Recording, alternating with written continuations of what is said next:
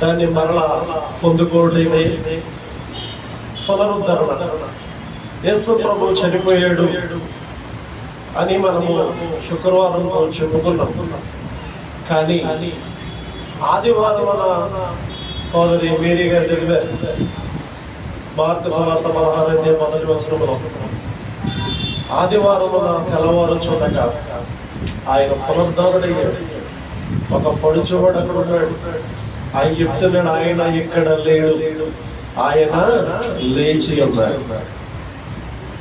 మన ప్రభువు పునరుద్ధానుడు. మన ప్రభువు మరణాన్ని జయించి లేచినవాడు. మన ప్రభువు మాదిరిగా ఈ లోకంలో జీవించి వెళ్ళాడు. ఆయన రావాలి వచ్చాడు. ఎందుకు? నశించిన దానిని వెనక్కి రక్షించడానికి. నశించినవరు మానవాళి వెదికాడు, రక్షించాడు. రక్షణ ఎలా కలిగింది అనంటే రక్తము చిందించడం ద్వారా. సర్వపాప పరిహారం, రక్త ప్రోక్షణం అవశ్యం. తద్రక్తం పరమాత్మైన పుణ్యదాన బలియాలి అని వేదాలు చెప్తూ ఉంటాయి. కనుక పావని రక్తము ద్వారా మానవుడు రక్షించబడాలి. కనుక ఆయన వచ్చాడు, శ్రమ అనుభవించాడు, రక్తము చిందించాడు. ఆ రక్తము ద్వారా మనకు స్వస్థతని, ఆయన పొందిన గాయముల ద్వారా మనకు స్వస్థతని, ఆ రక్తము ద్వారా మనకు పవిత్రత, పాప క్షమాపణని గత శుక్రవారం రోజు మనం చెప్పుకున్నాం. ఈ రోజు ఆయన పునరుద్ధానుడిగా లేచాడు. ఓ మరణమాని ముళ్ళెక్కడ? కొరింథీయులకు రాసిన మొదటి పత్రికలో 15వ అధ్యాయము 57వ ప్రాంతాల్లో మనం చదువుతాం. ఓ మరణమాని ముళ్ళెక్కడ? ఓ మరణమాని విజయం ఎక్కడ? మరణాన్ని ఆయన జయించి, ఓ మరణమాని ముళ్ళెక్కడ, ఓ మరణమాని విజయం ఎక్కడని జయోత్సాహంతో ఆయన మరణాన్ని జయించి లేచాడు. ఆయన కూర్చిన సాక్ష్యాలను వింటా ఉంటాం. ఆయన లేచి ఉన్నాడు, ఇక్కడ లేడు అనే సాక్ష్యం ఆ పడుచువాడైన దూత మరియకు, యాకోబు తల్లి అయిన మరియకు చెప్తూ ఉంది. అనగా దూత సాక్ష్యం ఇస్తా ఉంది. పాత నిబంధన కాలంలో ఉన్న పుత్రుడు కూడా ప్రవచించాడు. ఎవరు? యోబు భక్తుడు. నా విమోచకుడు సజీవుడని, మరల ఆయన భూమి మీద నిలుచునని నేను ఎరుగుదును. యోబు 19:25 మాటలు మనకు కనపడతాయి. అనగా ఆయన జననం ప్రవచనాత్మకమైనది, ఆయన మరణం ప్రవచనాత్మకమైనది, ఆయన పునరుద్ధానం ప్రవచనాత్మకమైనది. దూత సాక్ష్యం మనం విన్నాం, యోబు భక్తుల సాక్ష్యం మనం విన్నాం. ప్రియులు రవి గారు చెప్పారు ఏమని? ఇదిగో నేను మొదటి వాడను, కడపటి వాడను, మృతుడనైతేనే గాని యుగ యుగములో సజీవుడనై ఉన్నానని యేసు ప్రభు వారు సాక్షాత్తు సాక్ష్యం ఇచ్చినట్లుగా మనం చూస్తా ఉంటాం.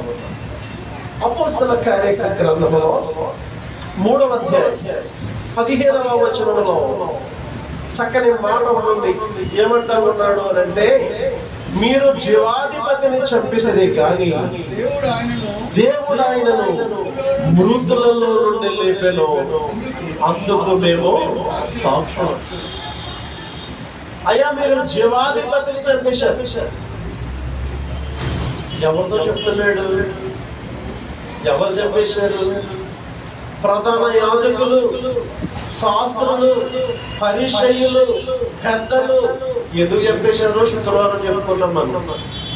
ఆయనలా మీరు బోధించలేకపోతున్నారు, ఆయనలా మీరు అద్భుతాలు చేయలేకపోతున్నారు, ఆయనలా మీరు స్వస్థపరచలేకపోతున్నారు, ఆయనలా మీరు సూచక్రియలు చేయలేకపోతున్నారు. కనుక వారికి ఒక రకమైనటువంటి దిగులు చేసింది. మనమేంటి, ప్రధాన యాజకులమేంటి, మనమేంటి, అసలు పరిశీలమేంటి, మనమేంటి, అసలు పెద్దలమేంటి, మనమేంటి, అసలు వాక్యం బాగా ఎరిగిన శాస్త్రులమేంటి, అయితే ఆయనలా బోధించలేకపోతున్నామేంటి? వారు ఆయన బోధకు ఆశ్చర్యపడి చదువుకొనని ఇతనికి ఎంత పాండిత్యం ఎట్లు వచ్చాను అని ఆశ్చర్యపోయారు. కనుక ఆయనను ఉండనివ్వకూడదు కదండి. ప్రవీణ పకడాల ఆయనను ఉండనివ్వకూడదు. ఎందుకు? ఆయనకి అన్ని తెలుసు, లా తెలుసు, నేనే వాదిస్తానన్నాడు కదండి. కాబట్టి ఆయన ఉంటే ఒక లోకమంతా, క్రైస్తవ లోకమంతా ఆయన వెనకుంటుంది. అనేకులు రక్షణలోకి వచ్చేస్తారు. ఆయన మహాజ్ఞాని, ఆయన ధనవంతుడు, 1000 కోట్లకు పైగానే ఆయన ఆస్తి ఉంది. కాబట్టి ప్రజ్ఞావంతుడైనటువంటి ఆయనను ఈ లోకంలో ఉంచకూడదు. చరిత్ర తెలిసిన వాడు, గ్రంథాలు తెలిసిన వాడు, వేదాలు తెలిసిన వాడు, ఎవరినైనా నిలవబెట్టి మాట్లాడగల సమర్థుడు డిబేట్లో కూడా. కాబట్టి ఆయనను ఉంచకూడదు. మతం మనిషిని చంపేస్తుందండి. మతం ఏం చేస్తుంది? మనిషిని చంపేస్తుంది. కనుక ఆనాడు యేసు ప్రభువు వారిని కూడా ఎవరు చెప్పారు? మత పెద్దలే, ప్రధాన యాజకులు, శాస్త్రులు, పరిచయులు. ఏమండి వీరెవరండి అని అంటే మత పెద్దలు, క్రైస్తవ మత పెద్దలు చంపేశారు.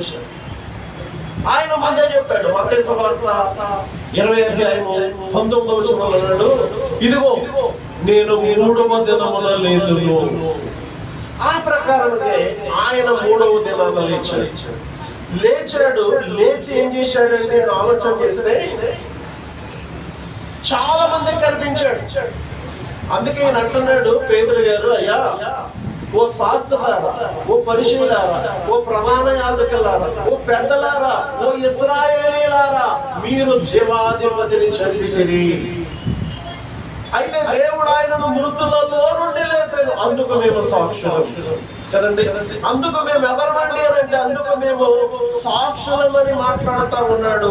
ఆ 2వ అధ్యాయం అపోస్తలుల కార్యగ్రంథంలో 24వ వచనంలో మనం చదువుతూ ఉన్నాం, మరణము ఆయనను బంధించి ఉంచుట అసాధ్యము కనుక దేవుడు మరణ వేదములు తొలగించి ఆయనను లేపాడు.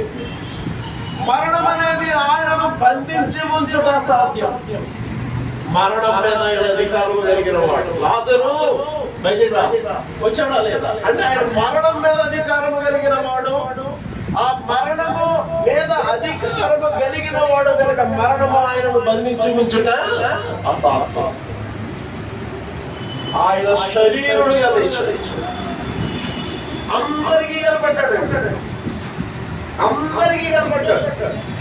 ఆ 11 మంది శిష్యులు ఒకరు పోయాడు కదా, పోయాడు కనుక 11 మంది శిష్యులు కనపడ్డాడు. మొట్టమొదటిగా 7 దయ్యాలు పెట్టినటువంటి మరి కనపడ్డాడు. అక్కడ నుండి చాలా మంది అమ్మాయి గ్రామం మీద వెళ్తా ఉన్నారు, వారికి కనపడ్డాడు.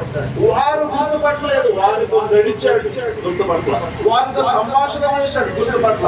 వారి ఇంటికి తీసుకెళ్ళిన తర్వాత రొట్టె విరిచి స్తోత్రం చేసి దానిని వారికి ఇవ్వగా అప్పుడు గుర్తుపెట్టారు. అంతలో ఆయన అదృశ్యుడు. ఈ లోక సువార్త చివరి అధ్యాయంలో ఈ మాట మనం చదువుతూ ఉంటాం. సమయం లేదు కనుక ఆలోచన చేయండి. ఆయన సజీవుడు. ఆయన లేచి ఉన్నాడు. లేచి అందరికీ కనపడ్డాడట. చూడండి అపోస్తలుల కార్యగ్రంథం 15వ అధ్యాయం 15వ అధ్యాయంలో 4వ వచనం, లేఖనముల ప్రకారము 3వ దినమున లేపబడెను కదండి. ఆయన అంట 3వ వచనంలో అంటున్నాడు, అదేమనగా లేఖనముల ప్రకారము క్రీస్తు పాపముల నిమిత్తము మృతి పొందెను. క్రీస్తు మన పాపముల నిమిత్తమై మృతి పొందెను. తదుపరి ఆయన సమాధి చేయబడెను.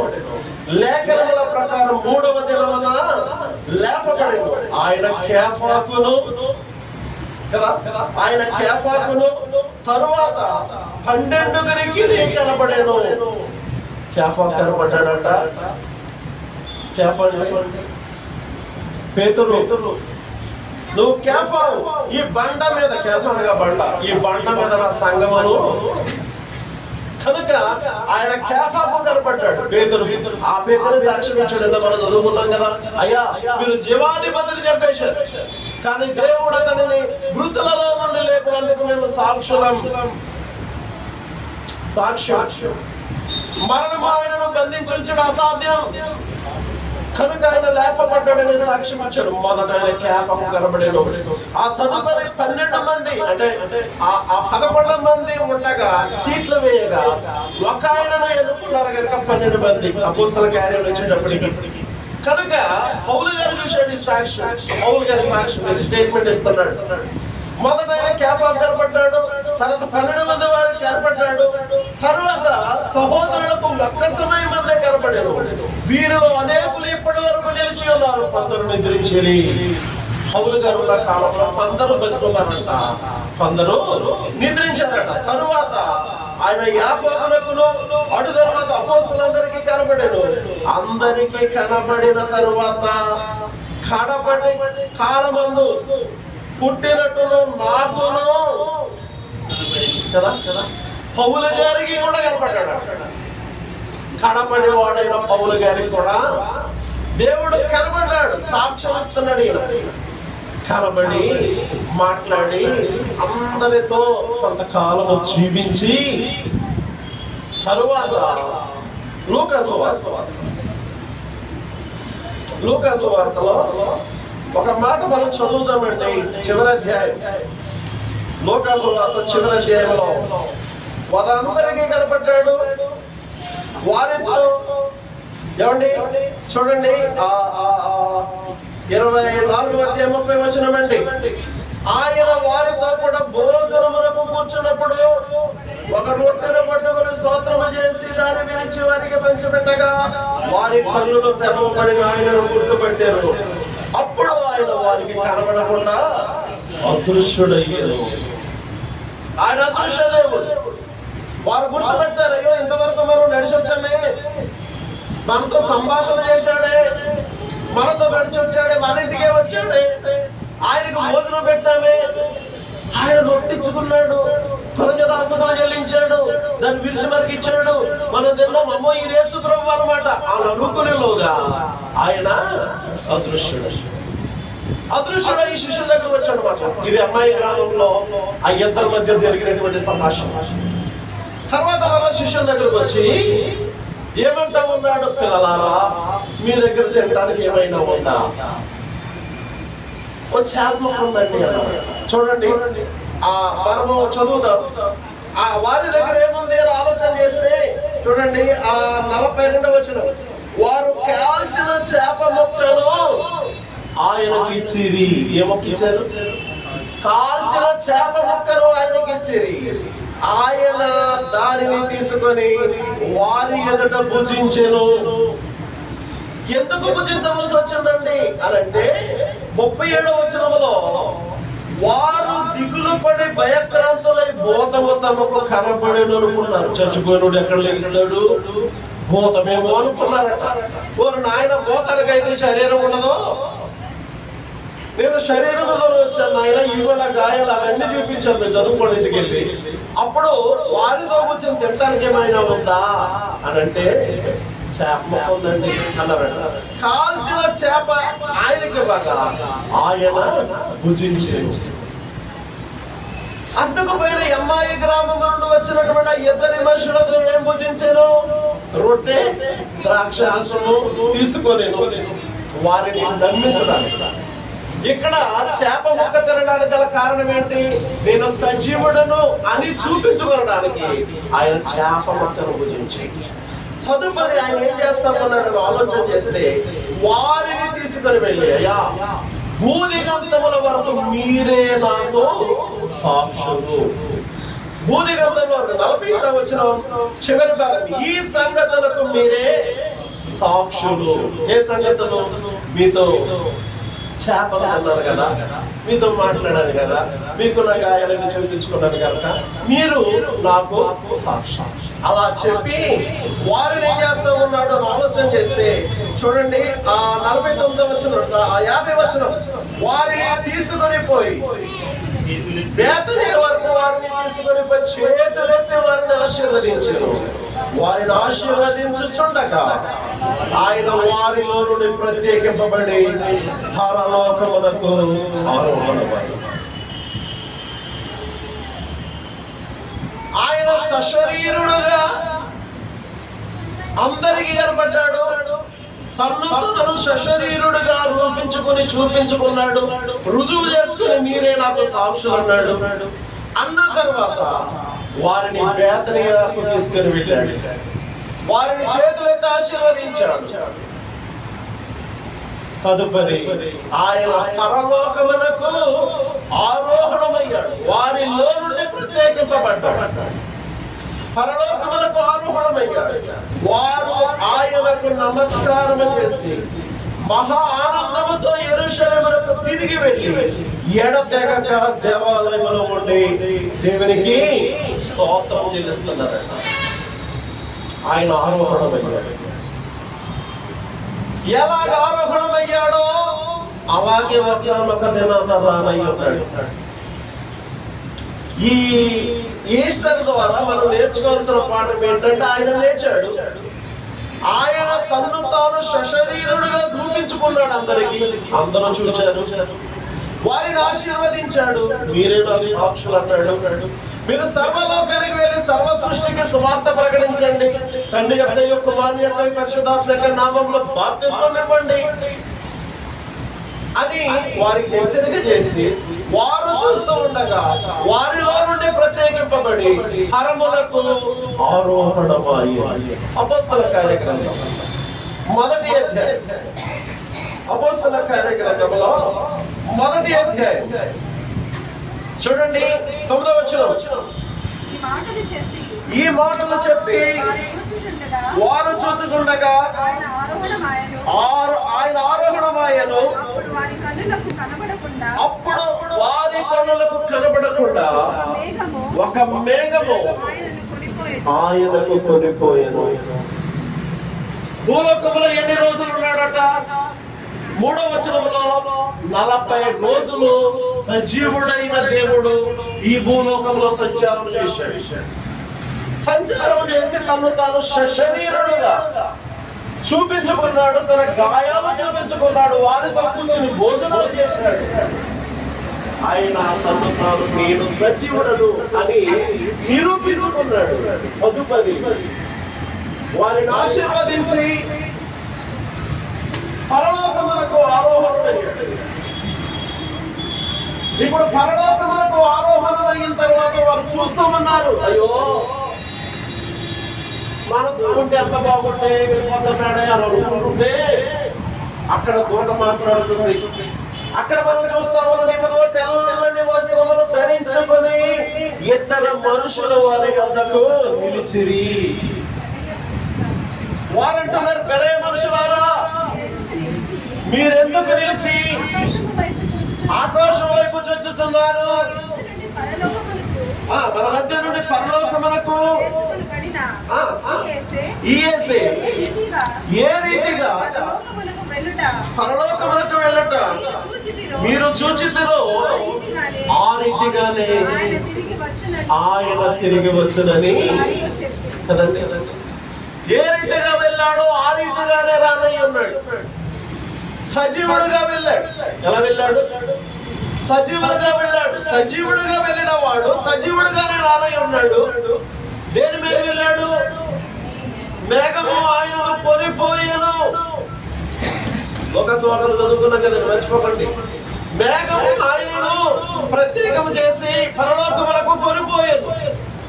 ఇక్కడ కూడా ఒక మేఘము, అపోస్తల కార్యగ్రంథం చదువుతున్నాం కదా, ఒక మేఘము ఆయనను కొనిపోయెను. ఏ మేఘం మీద వెళ్ళాడో అదే మేఘం మీద మరలా రానై ఉన్నాడు. దశలోనికలకు రాసిన మొదటి పత్రిక 4వ అధ్యాయం.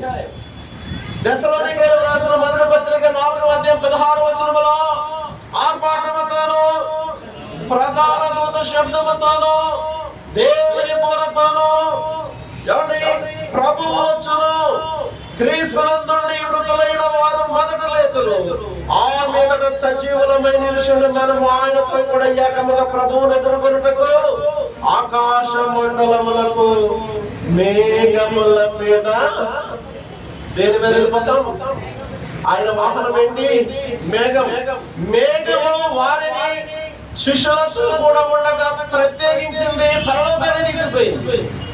ఏ రీతిగా మేఘం తీసుకెళ్ళిందో ఆ రీతిగానే ఆయన మరలా మేఘం మీద రానై ఉన్నాడు.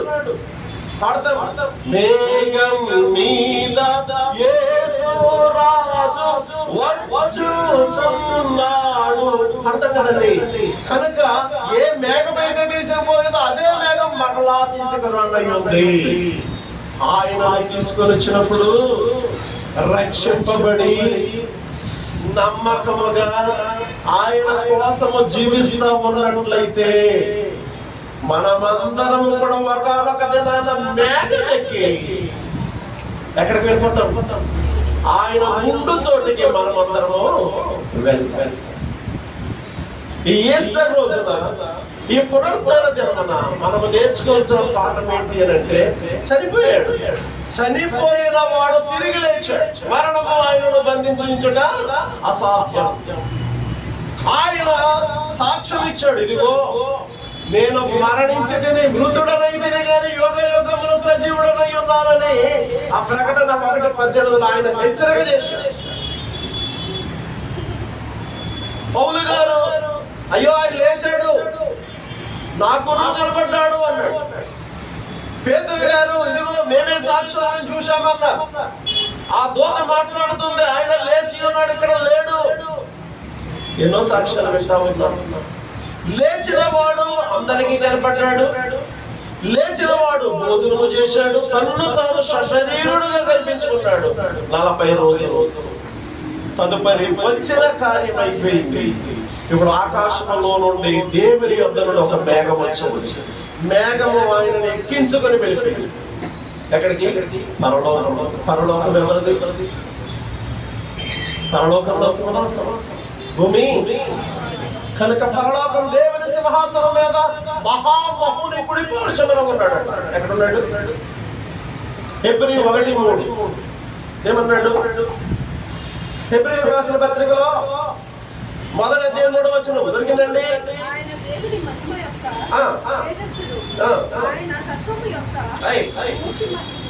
నీతిమత్వమును తన మహత్వ గల మాటల చేత సమస్తమును నిర్వహించుచు పాపముల విషయమై శుద్ధీకరించు తానే చేసి దేవదూతల కంటే ఎంత శ్రేష్టమైన నామము పొందెనో వారి కంటే అంత శ్రేష్ఠుడై ఉన్నత లోకమందు మహామహుడకు దేవుని ఎక్కడ కూర్చున్నాడు? కార్యము చేశాడు. మేఘం పంపించాడు దేవుడు. ఆ మేఘం మీద ఎక్కాడు. ఆ మేఘం ఎక్కడ కొనిపోయిందంటే మహామహుడైన దేవుని కుడి పార్శ్వమున చేర్చిన మేఘం. మహామహుడైన దేవుని కుడి పార్శ్వమున కూర్చుని ఉన్నాడు దేవుడు. ఏం చేస్తున్నాడు? మన కోసము విజ్ఞాపన సమయం చదువుతాం. కనుక మన పక్షమున యుక్తముగా మనం ఎలా ప్రార్థన చేయాలో మనకు తెలియదట. కానీ ఆయనే మన పక్షమున ఉండి తండ్రికి ప్రార్థన చేస్తాం. అడుగుచున్నాము తండ్రి. ఎవరి నామమున? యేసుక్రీస్తు నామమున. ఆయన మధ్యవర్తి. కనుక ఆయన మధ్యవర్తిగా ఉండి తండ్రి కుడి పార్శ్వమున కూర్చొని నాయన ఇదిగో ప్రార్థన చేస్తున్నారు. ఈ ప్రార్థన నువ్వు ఆలకించు, వారికి సహాయం చేయి అని మన పక్షమున తండ్రి కుడి పార్శ్వమున ఉండి తండ్రితో విజ్ఞాపన చేస్తా ఉన్నాడు. ఒకనొక దినాన్న మనం అందరం సిద్ధంగా ఉంటే ఒకనొక దిన అదే మేఘం వేసుకుని మరలా వస్తాడట. వచ్చినప్పుడు రక్షింపబడి భక్తిగా నీతిగా యథార్థత కలిగి జీవిస్తున్న వారిని ఆ మేఘం ఎక్కించుకొని మహామహుని యొద్దకు తీసుకుని వెళ్తాడు. మహామహుని యొద్ద మనం ఉంటాం. ఆయన సన్నిధిలో మనం ఉంటాం. అక్కడ ఏడుపు ఉండదు, దుఃఖం ఉండదు, ఆకలి ఉండదు, బాధలు ఉండవు, ఎటువంటి ఆలోచన, ఎటువంటి మనస్తాపం అక్కడ ఉండదండి. సంతోషమే, ఆనందమే. అలాంటి రాజ్యం కొరకు, అలాంటి చోటకి వెళ్ళాలి అంటే సిద్ధపడి ఉండండి అన్నాడు. మెలుగుగా ఉండండి అంటే ఏంటి? సిద్ధంగా ఉండండి. అలా సిద్ధంగా ఉండాలి. యజమానుడు ఎప్పుడు వస్తాడో తెలియదు. పెండ్లి విందులో ఉన్నాడు, పెండ్లి విందు నుండి యజమానుడు ఎప్పుడు వస్తాడో అని కనిపెట్టొచ్చు. తలుపు తీసే వాళ్ళముగా ఉండాలట. లోక 12:36లో ఎలా ఉండాలట? తలుపు తీసి ఆయనను ఆహ్వానించే వాళ్ళముగా ఉండాలి. అలా ఉన్నట్లయితే ఆయన వచ్చి మేఘాల మీద ఎక్కించుకుని చక్కగా తీసుకెళ్ళి వెళ్తాడు. అప్పుడు నిత్యానందం, నిత్య సంతోషం. ఈ లోకంలో బ్రతుకుతున్నప్పుడు కష్టాలు ఉంటాయి, సమస్యలు ఉంటాయి, రోగాలు ఉంటాయి, ఆర్థిక ఇబ్బందులు ఉంటాయి, అన్ని విధాల భూమి తట్టు చూడగా శ్రమయు వేదనయు కనబడినట్టు యెషయా గ్రంథంలో. కనుక ఈ లోకంలో మనకు శ్రమ వేదన కనబడుతూనే ఉంటాయి.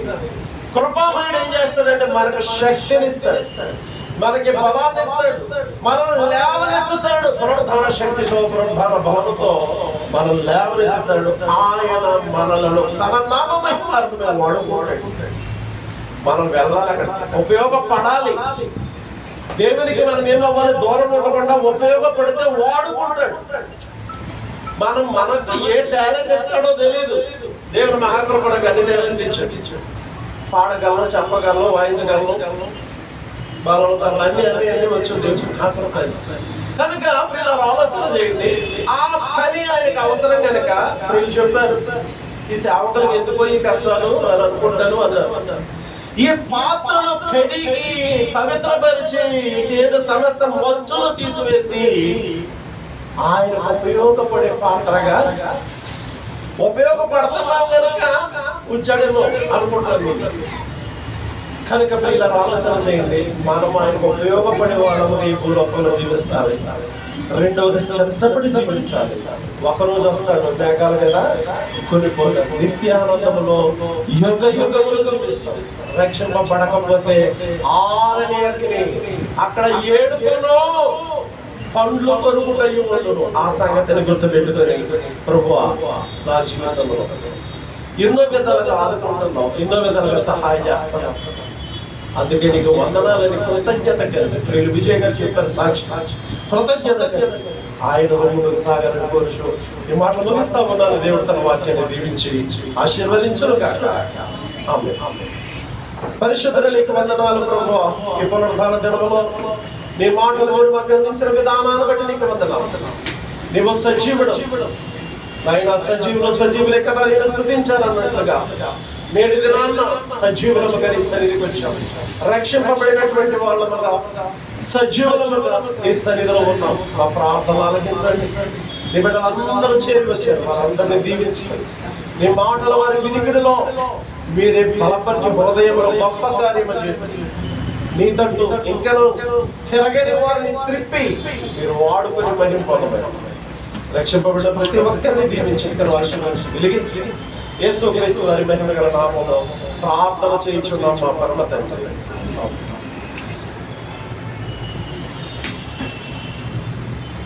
సమయంలో